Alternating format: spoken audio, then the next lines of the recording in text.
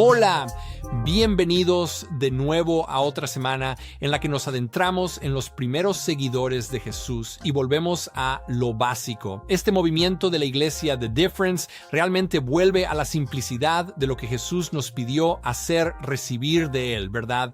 Recibir su espíritu para ser transformados desde nuestro interior y luego compartirlo con los demás. Este es el llamado de los primeros discípulos y quiero señalarles algo que quizás no sepan. ¿Han escuchado estas palabras? Obviamente sí. La palabra discípulo y también han usado la palabra apóstol y es como si fueran intercambiables, ¿verdad?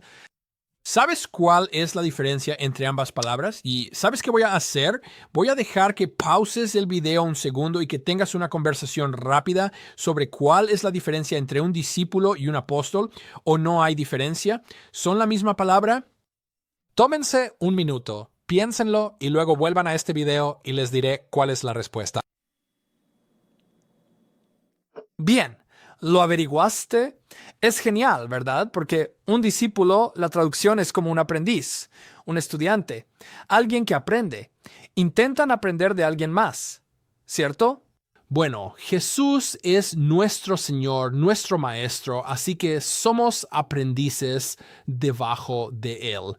Pero Jesús luego los llama apóstoles, el apostolado, cuya diferencia es que uno es un aprendiz y el otro es alguien a quien se envía. Mira, Jesús nos prepara de antemano para que luego podamos ir, por eso dice en Mateo, vayan, ¿verdad? Para ir a discipular a otras personas.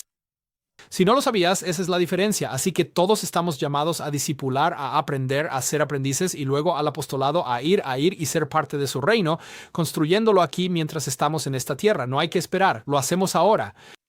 Así que es genial. De todos modos, Pedro fue discípulo y apóstol, ¿verdad? Porque él salió. Y vamos a profundizar un poco más en su vida. La semana pasada compartimos un poco sobre su trayectoria y hoy quiero elegir 3 cosas diferentes sobre Pedro y cómo su vida y algunos de los errores, parte de la humanidad que se expone en Pedro, puede de hecho animarnos, porque nosotros también somos humanos y tenemos cosas y áreas en nuestra vida donde somos débiles. Quedamos expuestos y a menudo nos sentimos mal porque queremos ser perfectos, queremos seguir a Jesús en cada aspecto de nuestra vida, pero a veces fallamos. La vida de Pedro es muy cercana porque nos muestra que aunque falles, Dios todavía te ama. Él aún quiere restaurarte. Así que veamos algunas cosas diferentes y lo que significan. Y la primera es la historia de Pedro caminando sobre el agua. Y lo que esto enfatiza es la fuerza de Pedro, su fe, su valentía. Él es quien se arriesga. Él lo va a hacer. Pero al mismo tiempo, como veremos en la historia, también revela que en realidad él es débil, es inseguro, no es tan confiado como aparenta ser. Así que retomemos la historia aquí en el libro de Mateo, capítulo 14. Enseguida Jesús hizo que los discípulos subieran a la barca y fueran delante de él a la otra orilla, mientras él despedía a la multitud. Después de despedir a la multitud, subió al monte a solas para orar. He dicho desde el principio de este movimiento que nuestra responsabilidad número 1 es buscar tiempo para escuchar, sentarnos ante Dios en momentos de solitud y silencio, para orar, recibir, escuchar, escribir, llevar un diario y dejar que Dios le hable a nuestros corazones. Jesús hizo lo mismo. Algo hermoso. Y al anochecer estaba allí solo, pero la barca ya estaba muy lejos de tierra y era azotada por las olas porque el viento era contrario. La cuarta vigilia de la noche, 3 a 6 de la mañana, esto es muy interesante. Jesús fue a la ladera de esa montaña. Se quedó allí toda la noche hasta justo antes del amanecer. Jesús vino a ellos andando sobre el mar. Es increíble pensarlo. Y los discípulos, al ver a Jesús andar sobre el mar, presten atención, estaban un poco nerviosos, aterrados, un poco se turbaron. ¿Es un fantasma? No. Esto me hace mucha gracia porque ya sabes, lo primero que piensan es un fantasma.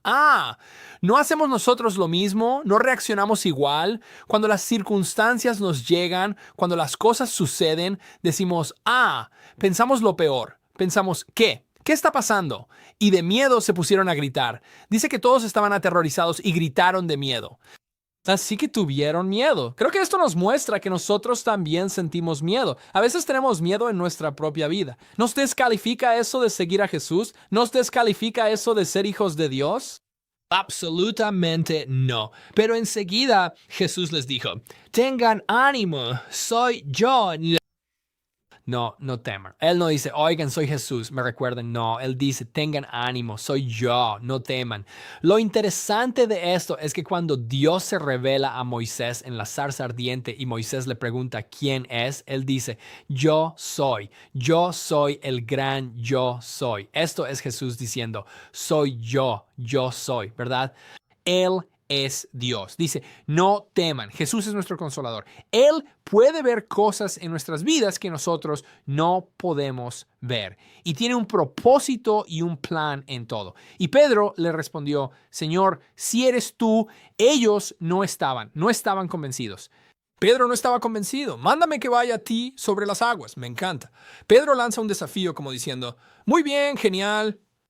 Así que, si realmente eres quien dices ser, dime que camines sobre el agua. ¡Ven! Le dijo Jesús. O sea, esto es realmente, me parece increíblemente entrañable y algo gracioso, como diciendo, está bien, ven. Y descendiendo Pedro de la barca, caminó sobre las aguas y fue hacia Jesús. Esto es una fe audaz. No estoy seguro de si tendría la fe para ir y hacer eso, pero supongo que si estoy viendo una aparición y todos los demás la están viendo y podemos oír una voz y es Jesús diciendo que es Él. Pero aún así tendrías miedo. Tal vez estamos siendo tentados. Tal vez nos están desviando del camino, ¿verdad? Pero viendo la fuerza del viento, porque recuerden que el barco estaba siendo sacudido por el viento, tuvo miedo y empezando a hundirse, gritó, Señor, sálvame. Está bien.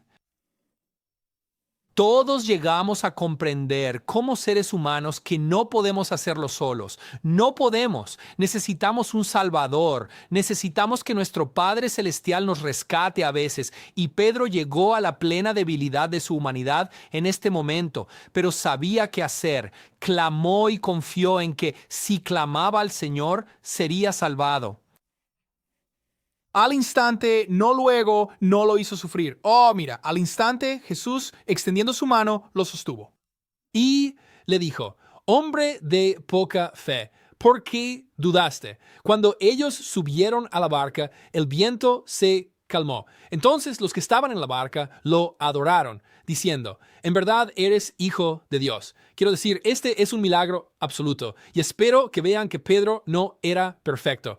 Pedro a menudo se adelantaba a los demás, era impulsivo y cosas así, y queda expuesto, pero al final sabe qué hacer y Jesús lo rescata. Eso es lo mismo para ti y para mí.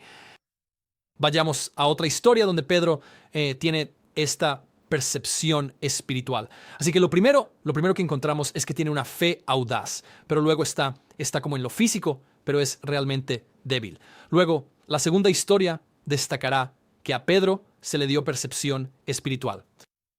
Dios tenía un plan especial para él. Y déjenme leer esta historia en el capítulo 16 de Mateo. Cuando Jesús llegó a la región de Cesarea de Filipo, preguntó a sus discípulos, ¿quién dicen los hombres que es el Hijo del Hombre? Y ellos respondieron, unos, Juan el Bautista, y otros, Elías, pero otros, Jeremías o alguno de los profetas. Ellos dicen, o sea, eso es lo que la gente dice por ahí, ¿verdad? Pero entonces Jesús les dice, ¿y ustedes? ¿Quién dicen ustedes que soy yo? Les preguntó Jesús. Simón Pedro, por supuesto, él se apresura con la respuesta. Simón Pedro respondió, tú eres el Cristo. En una charla anterior dije, ¿qué es Jesucristo? Es la misma palabra que Mesías, es la palabra griega que significa el ungido. el Hijo del Dios viviente. Entonces Jesús le dijo, bienaventurado eres, Simón, hijo de Jonás, porque esto no te lo reveló carne ni sangre, sino mi Padre que está en los cielos. Yo también te digo que tú eres Pedro, y sobre esta roca edificaré mi iglesia, y las puertas del Hades, del infierno, no prevalecerán contra ella. Bien. Hay mucho que analizar aquí. Ya he enseñado sobre esto antes con más profundidad, pero quiero profundizar porque creo que esto les ayudará a entender un poco más sobre el camino de Jesús, sobre el camino de Dios y cómo Él trabaja con nosotros e interactúa. Así que, número uno, están en este lugar llamado Cesarea de Filipo. ¿Por qué? Porque es conocido. Bueno, era conocido por templos a dioses griegos como el dios Pan y también por la adoración al emperador romano y santuarios paganos tallados en rocas, además de actos detestables que se realizaban en este lugar, ya sabes, rituales y cosas para adorar a otros dioses. Y esto es lo interesante. Jesús preguntó a sus discípulos quién era Él realmente en un lugar lleno de afirmaciones contrapuestas sobre Dios, sobre el poder y sobre la adoración. Esto habría sido realmente significativo y Dios está usando esto como un completo. Oye, puedes elegir esto o puedes elegir esto como dos opciones muy claras.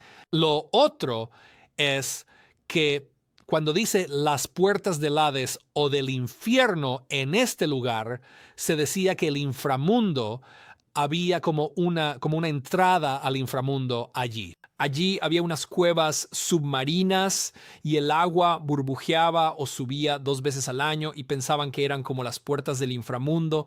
Así que este escenario se vuelve bastante dramático si lo piensas con los discípulos allí.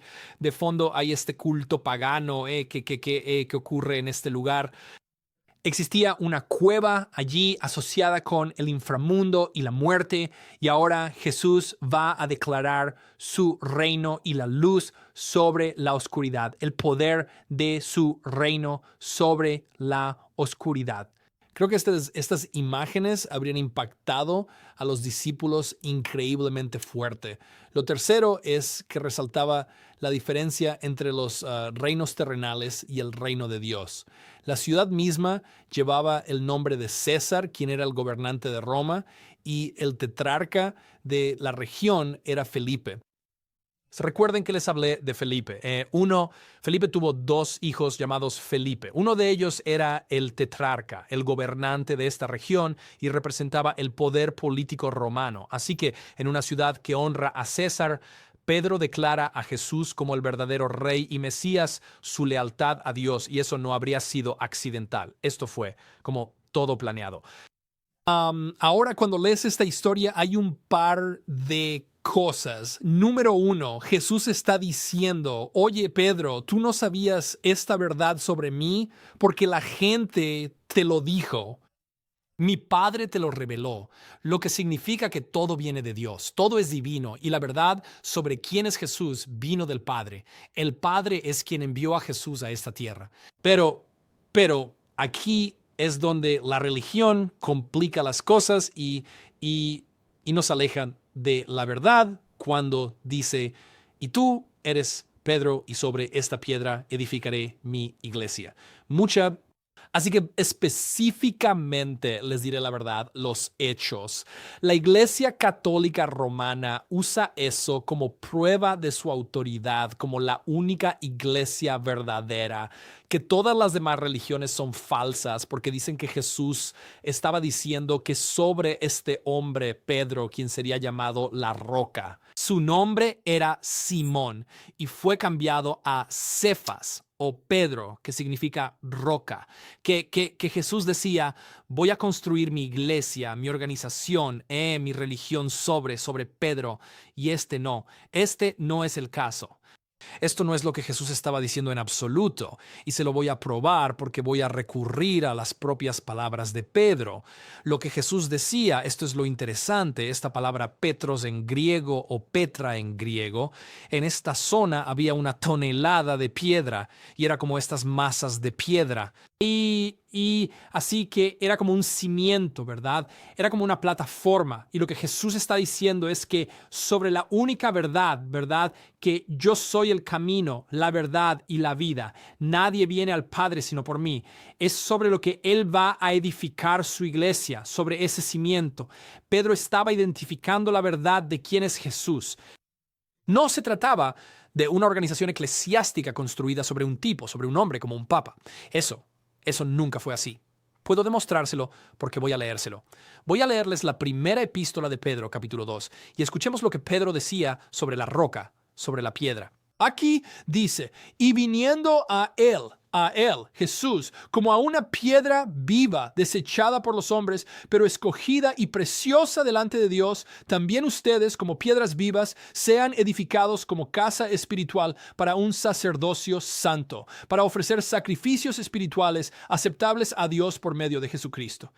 Pues esto se encuentra en la Escritura. El Antiguo Testamento dice, yo pongo en Sión una piedra escogida, una preciosa piedra angular, y el que crea en él, Jesús, no será avergonzado. Este precioso valor es pues para ustedes, los que creen, esta piedra es preciosa. Pero para los que no creen, otra escritura del Antiguo Testamento, la piedra que desecharon los constructores, esa en piedra angular se ha convertido. Jesús fue asesinado por el establecimiento religioso.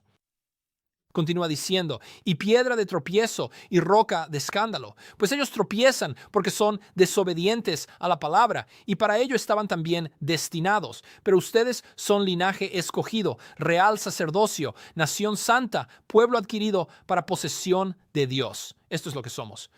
¿Lo recibes? Es increíble. A fin de que anuncien las virtudes de aquel que los llamó de las tinieblas a su luz admirable. Ustedes en otro tiempo no eran pueblo, pero ahora son el pueblo de Dios. No habían recibido misericordia, pero ahora han recibido misericordia. Es realmente una bendición increíble. Y la verdad es que sobre la verdad de Jesús como piedra angular, todos nos convertimos en piedras vivas de esa piedra angular para construir su reino juntos. Es asombroso.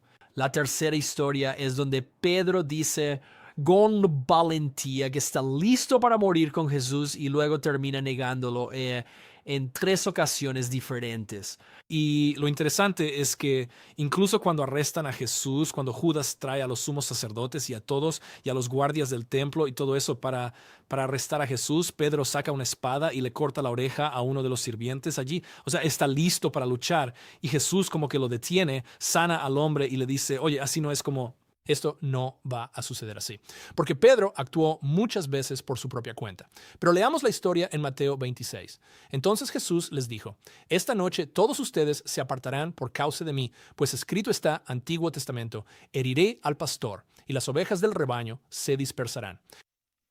Pero después de que yo haya resucitado, iré delante de ustedes a Galilea. Pedro le respondió, aunque todos se aparten por causa de ti, yo nunca me apartaré. Jesús le dijo, en verdad te digo que esta misma noche, antes que el gallo cante, me negarás 3 veces. Pedro le dijo, aunque tenga que morir junto a ti, jamás te negaré. Todos los discípulos dijeron también lo mismo. ¿Puedes imaginar la escena? Como Pedro declarando esto, como yo puedo hacerlo, y bla, como en sus propias fuerzas, como Jesús no se lo está pidiendo. Eso es, él no entiende el punto y el resto de los discípulos decían, sí, nosotros también lo haremos, no tenemos miedo, ¿verdad? Así somos un poco las personas, seguimos a la multitud un poco. Así que permítanme parafrasear el resto de la historia, porque Pedro sigue a Jesús, pero mantiene su distancia y se calienta junto a una fogata y es confrontado por 3 personas diferentes. No autoridades, no gente en el templo, no guardias, no autoridades romanas, sino por, ¿están listos? Una esclava. Y ella le dice, oye, ¿no eres tú uno de ellos? Él responde, no, yo no sé de qué estás hablando, no soy uno de ellos.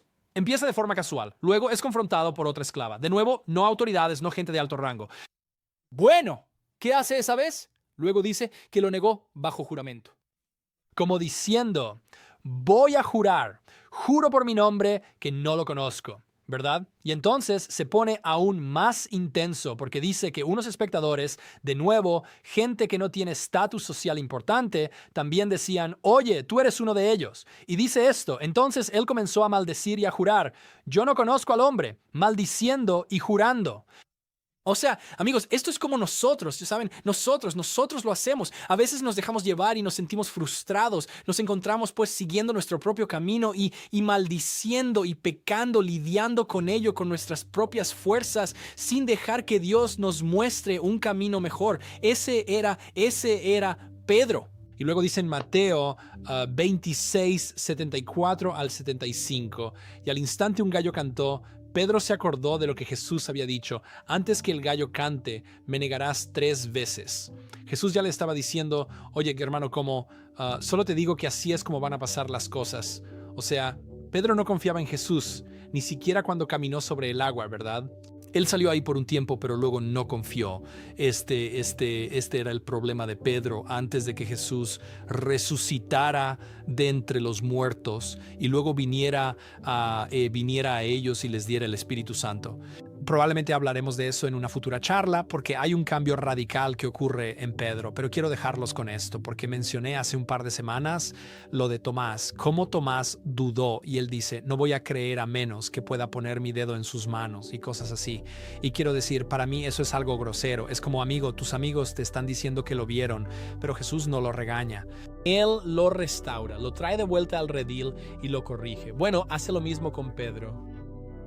Cuando Jesús regresa y resucita de entre los muertos, se le aparece a Pedro y le dice, Pedro, ¿me amas? Y Pedro responde, sí, Señor, te amo.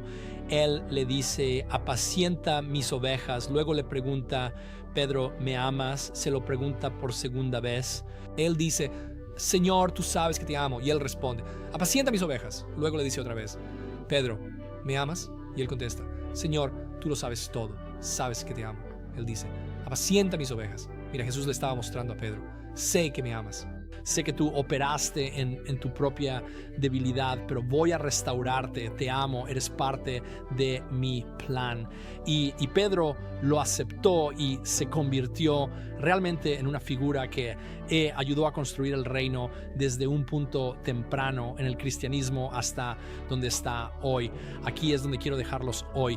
Quiero que tengan la oportunidad de hablar un poco sobre esto. ¿Con qué se identifican en estas 3 cosas que sucedieron en la historia de Pedro? ¿Qué es lo que perciben sobre sus propias personalidades? Quizás son débiles, quizás se equivocan. Está bien admitirlo porque en su debilidad Él se hace fuerte.